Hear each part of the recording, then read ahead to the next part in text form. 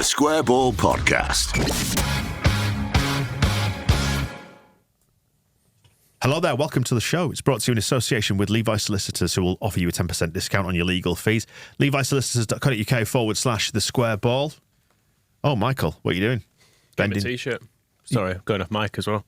Get my t-shirt so people can see the big three on the back of it. You can turn it round if you're on video. If not, just I've got a t-shirt. Yeah, if you're listening, Michael's got a t-shirt in his hands. On the front of it, it says Will's Probate Conveyancing.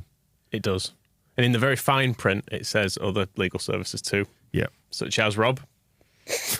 Well done, mate.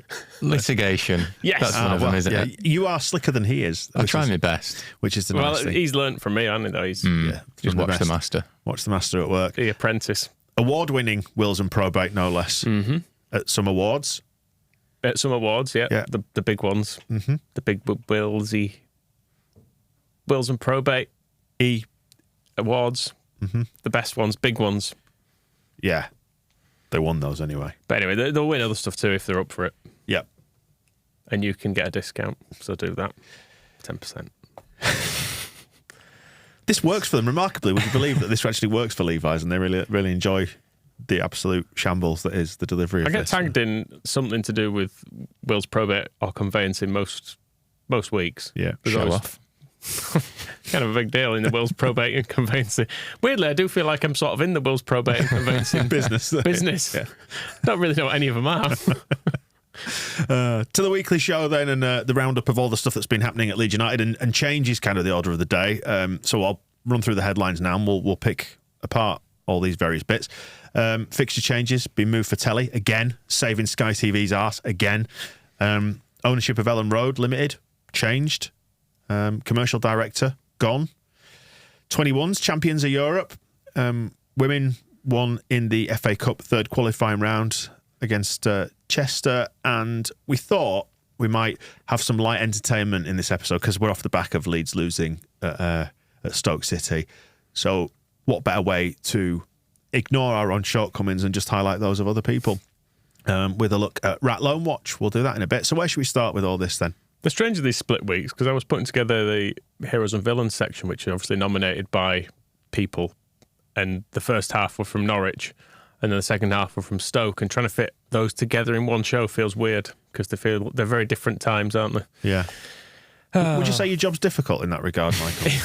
It's just sad. It was just sad seeing all the really happy stuff from the start of the week, and then having to see the pure hatred spilling from people after last night.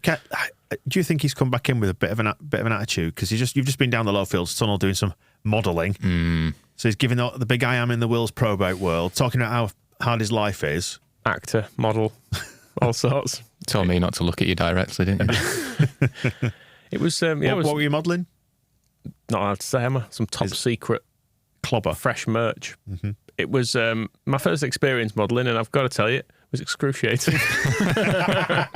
Which I hope will come across in the pictures. Not for me. But we borrowed Phil Hay as well to do some modelling, didn't we? We did. I bet it's a natural for Phil, though. It's the new swimwear we've got coming out. For winter. Yep. The calendar. Me and Phil in the puddles of the Lowfields in our trunks. You mentioned the calendar. We do have a calendar coming for 2024. I can give you a world exclusive right now on this show about the calendar. And that is, in the past, people have gone, I love your calendar. It looks great. Give me some little boxes to write stuff. Do you know what we've gone and done this year? Put some little boxes. Yes. They are really little, though. You have to be quite precise. Yeah. But you know, you can still write like really boring stuff on, which is all I put on mine. Mm-hmm. You know, like my mum's on holiday and stuff. Need to pick kids up from school that day. I know, sort of stuff. everyone's got a calendar in the phone these days, haven't they? So you don't need that much room. No, that's true. It's just a nice thing to have in the kitchen, just to remind you that we're still here. Leeds United's still here. Is it nice to have last year's calendar when this morning you can look at Patrick Bamford's face Looking for October? Disappointed. All I would say is probably give November a swerve as well. Is that Sinistera? I think he's December. Is he? I think we deliberately put him as December because we thought he's the most likely to be sold and it'll be funny. But it turns out it's not that funny. Nah, we can laugh now though, can't we? Right, some fixture changes. Should we start there then, given that was top of the list? Unless you've got something else you want to talk about. No. Right. Fixture changes, yeah. Yeah. Friday night in Rotherham. That takes us back. That's a proper championship fixture, isn't it? I feel like I've watched a Friday night defeat at Rotherham. Did you walk there once? That was a Friday night, There I you think. go. I think you should walk there this time. Even if you're not going. I suppose I could. Yeah. You And got then to- make sure you're back here in time for the I was match going to ball. say, you got to Oh walk yeah, there that's and going to back. that's going to be problematic. Yeah, it was the Rotherham was on where Rotherham 1 was where I didn't take my boot off until I got home, and when I did, my foot was purple. I was like, yeah, oh dear, and we lost. Bigging himself up again, you see. Look how- Hey, look, the charity work, the modelling, You're a solicitor now. roofing, all sorts. And then we've got a December fixture lunchtime against Blackburn, Saturday lunchtime kickoff. And Sunderland game kicks off at 8. What day is that on? Is that a Friday also, or is it midweek? That's a midweek. All right. That's a Tuesday or a Wednesday. I can't remember which. Yeah. The train's not necessarily all that convenient. I think it might be the direct trains, but I know from my own experience of having lived up there and worked up there that you can get from Sunderland to Newcastle and trains from Newcastle most of the night. But it's still just another layer of inconvenience, isn't it? But do the TV companies give a shit about 2,000-3,000 fans who are travelling? No. They're just there for background. Yeah. So, Friday night in Rotherham could be fun. That reminders of Kiko. Didn't he make his debut at Rotherham? He did, actually. He made a really good save in that game. And everyone was like, oh, yeah, he's going to be good, this guy. Real Madrid's goalkeeper. Well, things don't always turn out how you want, do they? Not always. No, they don't. They don't. Where next, then? Should we talk Paul Bell? Mm-hmm. Bell's out. He is, isn't he? Commercial director. Is he commercial director? Commercial something, wasn't he? I think he was Leeds United. He was an executive director, commercial in brackets. It's the classic line that used to be used when I was at ITV and people used to get sacked. The message on emails was always, has decided to leave to pursue other opportunities. That's what was always on the messages. Which is not the case with Paul Bell. Not necessarily the case with Paul Bell, but that's what when you know what had happened. Yeah. But you're like, let's wait for they've been sent to pursue other opportunities, and then the email would come round, and that line had always been there, and you'd be like, "Way, there we go." Yeah, it must be good because he's previously been employed at Leeds by Ken Bates and Massimo Cellino, and he stayed on as a consultant, so they must think very highly of him. Albeit, we do know Leeds are looking for a chief operating officer, and Paul Bell's role in between his two spells at Leeds was working at Sheffield Wednesday as chief operating officer. Interesting. So maybe he just doesn't fancy the gig at Leeds. Yeah, Paul Bell always confused me because long-time listeners will remember that we spoke about, well, when this originally happened, I suppose it was one Friday night on what was then called Twitter. Don't know if you remember that website, twitter.com. Remember that? The more innocent times of Twitter.com. Yeah, and he speculatively tweeted one Friday night, because this was a point at which Man United didn't have a Twitter account. They hadn't got into that game yet. And he was like, do football clubs really need it? And I remember just thinking, but this is a platform at which you can speak to your audience for free. Although at that point, the downside of it from the club's point of view is people can also speak to you on it. Yeah, which is what they didn't want. Which probably was... And possibly may still not want. I don't really maybe know. not ideal for him. Wasn't it more with Paul Bell that, well, I think wasn't he like praising Manchester as a city on Twitter when he was, I think he'd had a night out, but then he was asking Leeds supporters how many of them get their Leeds United news from Twitter, and Leeds fans were saying, well, the club doesn't have a Twitter account. And then he was arguing with fans on Twitter. It was a strange look for a commercial director. Yeah. Yeah, it was the time when Paul Hughes was essentially there were two contributors. He was the Leeds United was Paul Twitter Hughes account. and Phil Hay, and I think Phil's probably, it's nothing to do with the quality of his work, it's just to do with he happened to be around at the right time when there was no Leeds United official Twitter presence. So he's slipped into that niche, hasn't he? Built himself a career off it. Johnny Sod. It does feel like the 49ers are sort of just slowly working through stuff. Like the kind of the Steinson and Hammond appointments, and then the feels like they're just building on stuff and adding more people into the mix, which is probably a good thing. Yeah. It's felt like it moved from having Cellino doing everything to then having Kinnear as one layer of separation to the ownership, to then with Orta as the football side of it, to then now adding some more points of failure, I guess. Yeah. if you wanted to be negative about it. Which obviously I don't. But they're putting capable people in, presumably. But it will be... spread that blame around. It'll be interesting to see how things look in the next sort of 12 to 24 months. Who did that Socios deal? I wonder. But yeah, just to close that thought out, Man United's Twitter account now has 37 million followers. So it worked out all right for them in the end. I think. Nah, they're not won much since then, though. No. In terms of other executive changes as well, we did wonder, we were sort of speculating in the last week or so when it was confirmed in the wake of the Watford game that the ownership transition had been fully completed around the Watford game, that it was said that Elland Road was going to follow. It has now followed. Radrizzani and Massimo Marinelli have gone from the board of that. Marate has been added to the company as a director, joining Colin Meador and Kinnear on a 3-man board for Elland Road Limited, which means that Elland Road is now back in the hands of the same people who own the club. Whether it's directly owned by the club yet or not is a different matter. I don't know if there's a tax implication or if it becomes a group company or whatever. I don't know how it works, but it feels like, because Radrizzani, when he bought it back, quote unquote, it was very much billed as being back under the club's control, wasn't it? Like, I'm pretty sure that's what they put on the club website. Though I will stand corrected if that's not 100% correct. But it did transpire that we've been paying rent. The club's been paying rent to the stadium company. But if you're sort of paying yourself in a way, because if it's owned by the same people. What we could do here is we could speculate wildly on what happened, vaguely imply some impropriety, and then row back to shore when we panic and realise we need Levi solicitors. Well, or they might to litigate against us. Correct. Potentially. But yeah, I mean, it's all eye-wateringly boring when you start digging into it, isn't it? The thing is, it's just because we feel like we've got to keep an eye on it because of all the shit that went on before. If it was under the ownership of the club, there'd be nothing to stop them taking it out of ownership of the club because they own it. They can do what they want, can't they? Yeah, that's the deal. When you kind of own assets, you can do what you want with them, more or less. That's what Radrizzani said in his statement. Do you remember? Well, yeah, about the potential loan secured against Elland Road to buy Sampdoria. Yes, I mean, it's a bit of a different story when you're halfway out the door, isn't it? And you're trying to pull that, but yeah.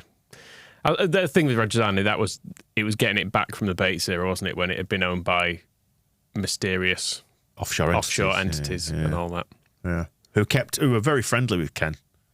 Well, there was never any real evidence that Ken owned it, was there? It was what was the guy's name? Adler, yeah, Jacob Adler. And it linked to kind of a network of.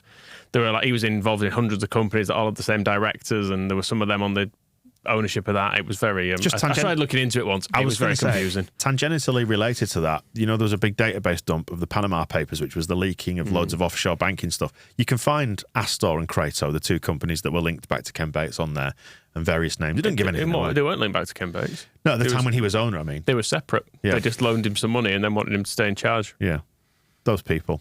That was the only link. Yeah. Apart from when I think there was more of a obviously, link. I don't think anyone was. They were just generous guys. Nobody was suggesting otherwise. Just were a they? generous bunch of lads. Under 21s, champions of Europe. They're heading that way. They were playing Hertha Berlin in the Premier League International Cup, and they beat them 3-1. They went 3-0 up, and Farke was talking in his presser before. Who did we lose to last night? Stoke. That there might be a few kind of the younger members of the first team playing. So we got to see Matteo Joseph, who's kind of just been sat on the bench for the first team recently, and he was really good, involved in all 3 goals. First one, Keenan Carroll scored a beauty, which his dad Seb would have been proud of, but that all came from Matteo Joseph with some really good hold-up play, taking a really good touch, playing him in, and then Joseph did a nice dummy for Lewis Bate to score 2 minutes later, and then he scored the final goal himself. Just in case Leeds need an option up front, maybe to come off the bench, perhaps. Take some penalties? Maybe. I think he's done it for the 21s. He's really good, Joseph. He reminds me of a bit like Somerville when he played for the 21s. Somerville would just be involved in everything good, like attacking and defending. And Joseph kind of has that. Whatever the Leeds are doing well, he tends to be involved. So it would be nice to see more of him. But yeah, top of Group A, there was like 30 Hertha Berlin fans in York watching the game, making a bit of noise. Dressed like in ultras, all black, like stuff, weren't they? Yeah. Pretty good. Fair play to them. Do you think York itself has ever seen anything like that? Yorkshire has, but not York. I mean, to be fair, when we saw this competition, we saw the draw, I think we were all a bit like, are we going to Nice? Like, could we have a trip to Nice out of this, maybe? But unfortunately not. They're all played in England. But now Leeds are doing well in it. Yeah, good. Can they have they need an away version of this. Because I know this is the Premier League International Cup, which is great. Sounds a bit made up. Have like a Bundesliga International Cup that we can go over and play in. Yeah. An away day in Berlin. Been amazing. It'd have been good. We're away off it otherwise, aren't we? So, and another European team coming up next, Liverpool. Of course, famously not English. Yeah, of course. Yeah. That's the Premier League 2 then, is it? That's not PL2, sorry. That's not the international cup. Oh, there goes the drill. There you go. And yeah, we mentioned at the top there that the women beat Chester 7-1 in the FA Cup, third qualifying round. It was 2-1 at half-time. Banged in 4 and 15 minutes after the break, which is good. Our mate again, Liv Smart. She got a hat-trick of assists, and she was congratulated about it on LUTV, and she was just like, yeah, I didn't score though, did I? Because she's just such a winner. But yeah, played really well. The Chester are 2 divisions below. But it was a bit cruel on them because Leeds' last goal, the 7th, might have been the softest penalty I've ever seen, where the player didn't even go down. She just sort of jumped over a tackle, carried on playing, and then the referee blew the whistle, and everyone's a bit like, oh, come on, mate, 6-1. There's no need for this. West Didsbury and Chorlton in the first round proper of the FA Cup. Good to be in the first round proper of the proper FA Cup. And then Halifax at home on Sunday in the other cup. You forget how much fucking cup there is, don't you? Yeah, it was confused me greatly that if you get knocked out, I think it's out of that cup. That's when you go into the play. You can't get out. You can't get out of the cups. It's a trick that they have in this league. You think you're out of one cup, no, you've dropped into another cup now. You're like, oh, for fuck's sake. But Halifax are in the division above, so that should be a bit of a challenge. We promised, we were talking about going to Berlin for away days. I mean, we could go see how Brendan's getting on at Union Berlin, because it ain't going so well for him and for Union Berlin themselves. So this is Rat Loan Watch, where we, sad at our own demise at Stoke this week, we can take the piss out of all the people who are out on loan and ignore any good bits. Picking on Brendan in the week of his birthday. Mm-hmm. No, is it? How old is he? 14, is he? You have to now confess and say you've been giggling like a naughty little schoolboy at the picture of Brenden Aaronson with his shirt off, blowing out his candles, in his plate of cookies. Which, God bless that boy. Why is he so small? Why is he so little? He's a professional athlete. If you'd have shown me that photo without telling me it was Brenden Aaronson, I would have just been like, why have you got a primary school boy topless on your phone? He's a very frail lad, isn't he? Very frail. I just don't understand. Plate of cookies with a candle in. I just eat the cookies, Brendan. But like Archie Gray is a teenager and he's still quite slight, but he doesn't look quite as puny as that, does he? Somehow. No. It's weird how it's like he's making a deliberate attempt to never put any weight on. Right. Very strange. Anyway, it's translating to some fine performances on the pitch. So who are we to argue with his methods? Union Berlin lost 9 in a row, Rob. Well, the good news for Brenden Aaronson is he got a start last night in the Champions League, which was I think he's only started twice since he got sent off, maybe, at the start of the season. But yeah, not gone great. What was the stat? I've got it here. You were laughing again at this, Michael, last night. But yeah, 10 passes completed. He was the lowest rated player on the pitch by who scored. I think he had the fewest touches of any starting player. But yeah, 0 goals, 0 assists, 0 key passes, 0 long balls, 0 crosses, 0 shots on target, 0 dribble attempts. He won 1 out of 4 ground duels, 0 out of 2 aerial duels, lost possession 4 times, was dribbled past 3 times. So not ideal. They added 42 falls, which I don't think is correct. I don't think it's correct, but it's probably somewhat. This is probably the way it felt. There was a report in the German newspaper said he was unable to bring any creativity or wit to the team, which is. It feels to me, I don't know about you, I've brought no pubes to the team. I said before, I think there might be a half decent footballer somewhere inside Aronson's puny frame, but he just needs somebody to coach him and show him how to be a footballer. And because it feels like he's got one trick, which is to get the ball and run with it and lose it and then fall over. The thing is. And despite all the annoyances at us going down and him being part of it, I want him to succeed. I don't want any Leeds player to fail. I'd like these players to be good. Mike, I'm not sure. But, we were saying all this last year, weren't we? That there must be a player in there with all these players. And the more you watch it, the more the evidence suggests maybe not, actually. I don't know. Yeah, not going so well for him. What about everybody else? Max Werber, the warrior. The warrior, as everyone likes to big him up. He's led Mönchengladbach to a 3-1 defeat to Cologne, who hadn't won all season. Mönchengladbach are 2 points above the relegation zone. I think they've only won once all year. Verb did an interview earlier in the year where he was like, "Oh, I love the Bundesliga. It's great. It's so much better than last season. I don't have to look at the table and worry about getting relegated or a relegation battle." And you think, well, A, that's not the mentality of a Warrior, is it? If you just want it nice and easy. But B, you think, maybe you should look at that table sometime soon, Max, because it's not going great for you. Maybe it just means I don't have to worry because I'm only on loan here. And yeah. Either way, I'm out of here. Whatever. I'll just go somewhere else, relegate someone else next season. Maybe they should just pony up for him and buy him, and then he can care more. Full destroy and exit from him. Yeah, and then he's not our problem anymore. He'll just be waiting for Jesse Marsh to get a job, won't he? And then he'll take him wherever. You spoke to, speaking of the Lone Rats and Sinistera, who can't get... Can he not get on the bench for Bournemouth? I don't know. Or is he injured? I just don't think... just to backpedal a second, I spoke to Craig from the Cherries Till I Die show. I think it's out on YouTube, and just about all the Leeds Bournemouth crossover in terms of... Because I think he started a rumour or a suggestion that they should have Jesse Marsh, and I was very much be careful what you wish for. Which they should. Yeah, but talking about Sinistera, Adams, Max Aarons and all that sort of stuff, and Jayden Anthony. And I bigged up Jayden Anthony in advance of his performance at Stoke, where he just couldn't trap a bag of cement. But I was saying, nah, you probably don't want that. And he was saying Sinistera's been pretty terrible for them. Yeah, well. That's a shame. Because he's a terrible human. Yeah. He is bad. Bad person, that's what I'm saying. Yeah. It's really awkward, isn't it, wanting these players to fail, but then thinking, oh shit, what we're going to do in the summer? Because I am really enjoying them all, do quite badly, to be honest. But, yeah, I am as well. But then I do think, in the summer we're knackered. I want him to come back and then we make him stay. I mean, Tyler Adams is the one you can enjoy because we actually sold him and he's never going to play again. Yeah. So you can have a proper little I did have a good bit of fun saying, well, he tried to sue our club, or threatened to sue our club, rather. If we didn't let him go when we went down because he was absolutely desperate to leave. We understand players want to be in the Premier League, but good luck with that if you go down. Was kind of my approach to it. Warning from the future and all that. What else have we got then? He can't play at Bournemouth. Sonny Perkins is kind of in a similar situation to Sinistera. Perkins is at Oxford. He's not been making the bench recently. I've been looking at what their fans have been saying because a few of them have been asking, why is he not playing? He's not injured.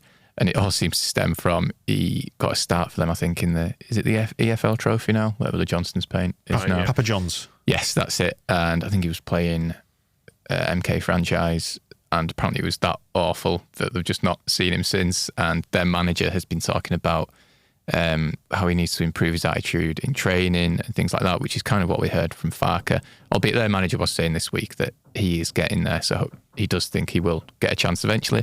But it's not a great look for Perkins that he seems to be sulking a bit in the summer at Leeds, or not quite happy, not quite putting it in at training. He's got a loan move to play some football and he's not making the most of it. It's not a carpe diem situation, is it, where you think, all right, I don't necessarily want to be at Oxford at this level, but it's a chance to play and get some minutes in the tank and all that, but whatever.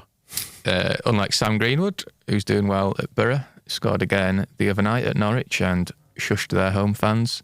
There's a very good video of that because the home fans are then shouting back at him, "We were quiet anyway." Greenwood's got a bit of nastiness in his game. I do quite like that. But I think he's scored a couple of goals for them now. Matt Rocker also scored. Not bothered about that. Whatever. Robin Koch captained. Again, buy him. Shut up. Yeah, Robin Koch captained Eintracht Frankfurt. Don't buy him. Whatever. Shut up. Well, it sounds like he's going to be going. Llorente and Rasmus were on the bench for Roma. They came on. And did badly, presumably. They did actually win right at the end, which is a bit annoying. But no thanks to those chumps. Exactly. Yeah, I think Mourinho's learned that, God, just keep him out of the starting lineup. And poor Cody Drama, he was doing all right. He had assists in back-to-back games and back-to-back wins for Birmingham. And then Wayne Rooney's rocked up. And that's gone as laughably as we all expected. Yeah, I think. 2 defeats in 2, is it now? 2 defeats in a row. So far, so bad. I mean, Rotherham are 9 points behind him. Could he pull it off, Wayne Rooney? Who would have thought appointing Wayne Rooney would be a bad move? It was just so hard to predict, wasn't it? Because he's got such pedigree and he seems like such a smart guy, and he's got such a fine reputation on and off the pitch. It's hard to say where it's gone wrong. Yeah, and you can see him. He's a fine figure of a man. He's obviously keeps himself in good nick, so he's a fine example for the younger players there. And it's gone right. I'm sure he'll turn it around. Maybe if he gets Lampard in as assistant, that could be a nice duo. The Square Ball Podcast.